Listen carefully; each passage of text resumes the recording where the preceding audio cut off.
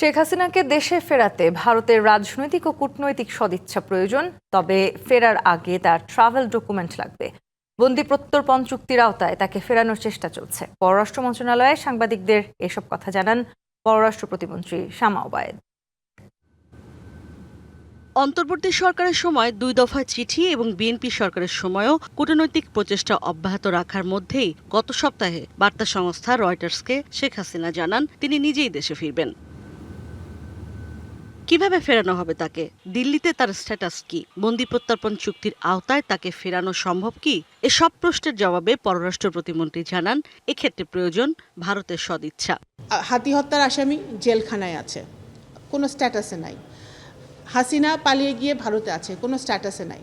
তারা কিভাবে ফেরত আসবে সেটা যদি এক্সট্রাডিশন ট্রিটির অনুযায়ী আসে তাহলে এটার আইনগত নিয়ম আছে এবং ডিপ্লোম্যাটিকও কিছু নর্মস আছে। ভারতের সরকারের এখানে একটা রোল আছে। রাজনৈতিক সদিচ্ছা, ডিপ্লোম্যাটিক সদিচ্ছা, সব ধরনের সদিচ্ছায় প্রয়োজন।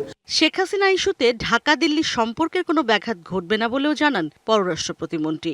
নগদ নিয়ে এলো হার না মানা হার অফার। সর্বনিম্ন 10,000 টাকা রেমিটেন্স নগদে পাঠালে থাকছে স্বর্ণের হার জেতার সুযোগ। আমি মনে করি না যে এখানে ভারত আর বাংলাদেশের সম্পর্কের কোনো ব্যাঘাত ঘটবে। সম্পর্ক তো সম্পর্ক জায়গায় থাকবেই এবং সেটা একটি দেশের সাথে আরেকটি দেশের বাইল্যাট্রাল এবং সম্পর্কটা বহুমাত্রিক হয়।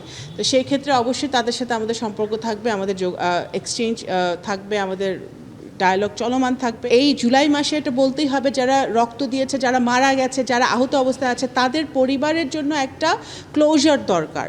তিনি আরো বলেন সাজা হয়ে যাওয়ায় একজন আসামির আইনিভাবে আত্মসমর্পণের আর কোনো সুযোগ নেই। যেহেতু সাজা হয়ে গেছে সেহেতু একজন আসামির লিগালি আইনগতভাবে আত্মসমর্পণের কোনো আর স্কোপ নাই। ইশরাত জাহান উর্মি, ডিবিসি নিউজ, ঢাকা।